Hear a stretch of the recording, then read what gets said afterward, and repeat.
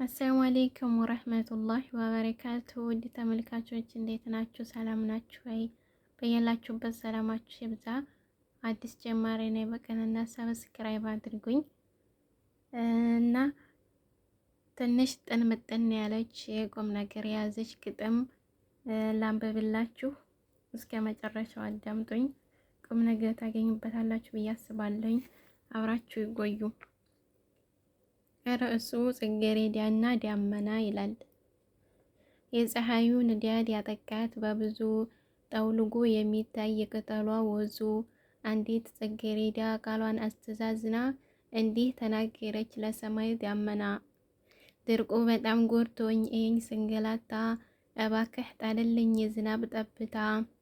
ቶሎ ካላራስከኝ ጉልበቴ እንዲጥናና ምንም ተስፋ የለኝ መሞቴ ነውና።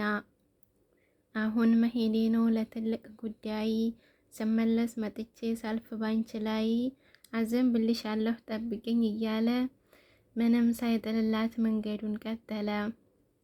ጉዳዩን ጨርሶ ቆይቶ ሲመጣ ያቺ ጽጌረዳ ስሯ ውሃ ያጣ እንደዛ አስተዛዝና ጭንቋን ያዋየችው የፀሐዩ ንዳድ አድርቋት ቆየችው። እስኪ ጎርፍ ድረስ የወንዝ ውሃ ሞላት። ወዲያው እንደመጣ ዝናቡን ጣለላት። ግን ደርቃለችና አልቻለም ሊያድናት።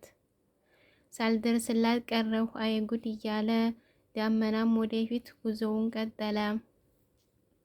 ሰውም እንዲሆነው ጭንቁን እያዋየ በችግሩ ብዛት እየተሰቃየ ብዙ ጊዜ ቆይቶ ሲጉላላ የሚረዳው አቶ ከሞተ በኋላ ዘመድ ወዳጆቹ እንባ እያፈሰሱ ተዝካር ቢያወጡለት 40 ቢደግሱ ይህ ሁሉ ከንቱ ነው አይጠቅመውም ለሱ።